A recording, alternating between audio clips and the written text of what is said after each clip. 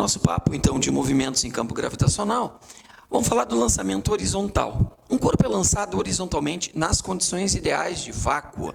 Então, eu tenho um corpo que é lançado assim, certo? Esse corpo é lançado de uma determinada altura do solo, com uma velocidade inicial que é horizontal. O que vai acontecer ao longo do tempo? Esse corpo vai descer, à medida que ele desce, ele também avança para a direita. Ele vai descendo e vai avançando para a direita. Ele vai descendo e vai avançando para a direita. Então, ele chega aqui num determinado momento, ó, ele está descendo e avançando para a direita. E chega aqui num determinado momento. A gente sabe que o vetor velocidade é tangente à trajetória, então a velocidade está mudando a sua orientação enquanto ele cai, certo? Bom, eu tenho um movimento que vai acontecer na dimensão horizontal e na dimensão vertical. Então, o que nós vamos fazer nessas situações? Nós vamos dividir o movimento em dois. Nós vamos pensar na horizontal, e vamos chamar a horizontal de X, a direção horizontal, e vamos ter um movimento na vertical. Um movimento na vertical que nós vamos chamar de Y, certo? Então, nós vamos pensar assim, na direção horizontal, qual é a única força que atua sobre esse corpo? Se é que tem. Quando o corpo é lançado, ele tem uma força de contato, mas à medida que ele avança, nenhuma força mais atua na direção horizontal. Então, a força resultante que atua sobre o corpo na direção X é zero. Nesse caso, o corpo vai ter uma aceleração na direção X, zero. Quer dizer que esse corpo vai descrever um movimento retilíneo uniforme.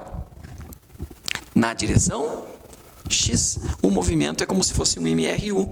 E nesse MRU, o corpo vai manter a sua velocidade inicial na direção X. Então, para a direita, o corpo avança sempre com o mesmo valor de velocidade na direção horizontal que ele tinha no lançamento.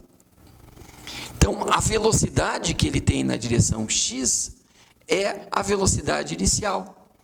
E a medida horizontal que eu tenho para fazer aqui é o que a gente chama de alcance. É essa medida aqui que eu tenho na direção horizontal, ó, na direção do eixo X. É a medida que eu vou chamar de alcance. E nessa direção aqui eu tenho como um movimento como se fosse um MRU. Tá? É como se o corpo estivesse aqui, ó, num determinado momento, passa um determinado tempo, ele chega aqui, passa o mesmo tempo, ele chega aqui, aqui, passa o mesmo tempo, ele chega aqui, percorrendo, então, o que deveria ser distâncias iguais em tempos iguais, como se fosse um movimento retilíneo uniforme. Então, está valendo aqui o alcance igual, velocidade inicial vezes o tempo que ele leva para atingir o solo. Está valendo exatamente a condição de MRU. O corpo percorre distâncias iguais em tempos iguais. Já na vertical, a única força que atua sobre o corpo, na direção vertical, a força resultante, vou chamar de Y, então é o peso. Isso vai gerar no corpo uma aceleração na direção Y, que é a gravidade. Ah, bom. Então, agora eu vou ter que analisar o movimento na vertical. Ele tem uma velocidade inicial na vertical, na direção Y, igual a zero. Velocidade inicial na direção Y igual a zero. Mas à medida que o tempo vai passando, ele vai passando a ter uma velocidade na direção Y que vai ficando cada vez maior. Cada vez maior.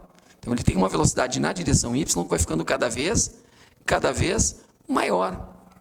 É como se o corpo tivesse, então, num determinado momento aqui, ó, passa um tempinho, ele está aqui, passa um tempo, ele já está aqui, passa um tempo, ele já está aqui.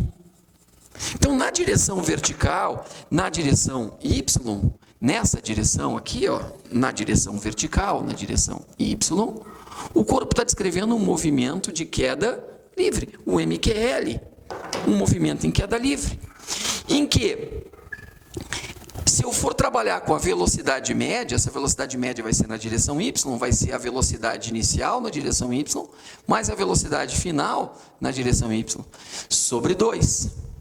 A velocidade média também vai ser a altura que ele cai dividida pelo tempo, certo?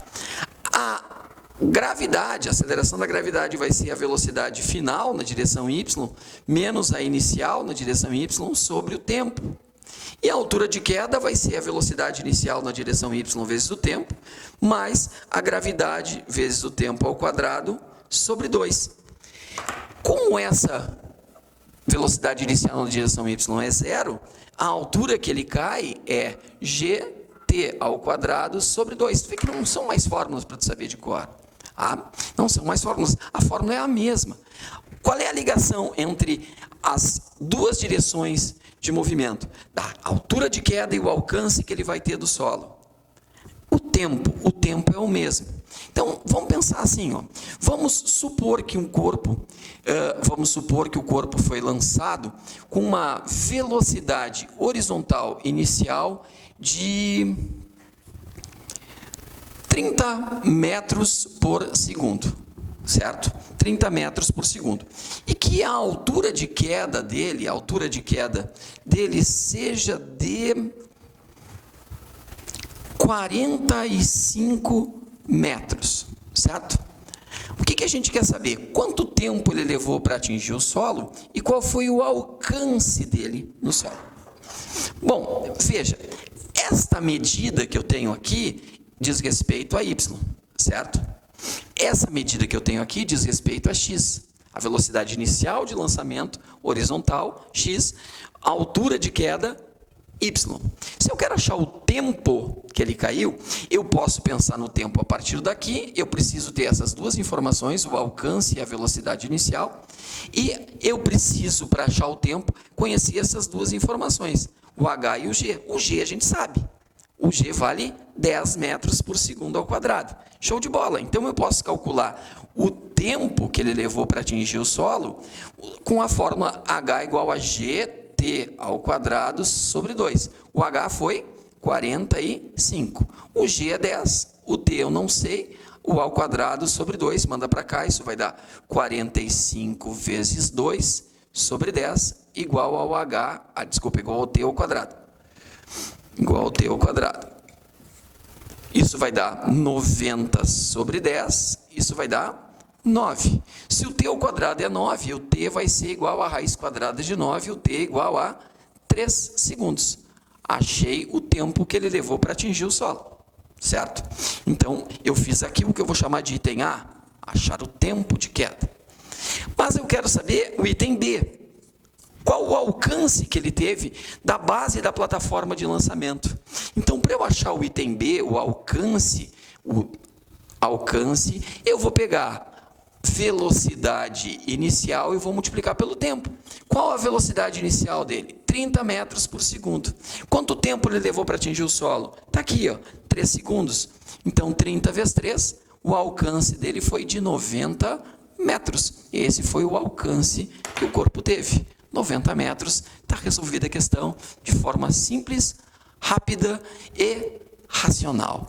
Divide o movimento na direção vertical, eixo Y, onde a força resultante é a força peso, o corpo tem a aceleração da gravidade. E na direção horizontal, onde a força resultante é zero, o corpo não tem força resultante. Quer dizer que ele vai ter um MRU na horizontal e um MQL na vertical. O movimento em queda livre divide o movimento em dois, faz as relações entre as duas direções de movimento, horizontal e vertical, mantendo o tempo como sendo o fator de relação dos dois. Tá legal? Segue aí, vamos falar um pouquinho mais ainda sobre o movimento em campo gravitacional. Tá bom?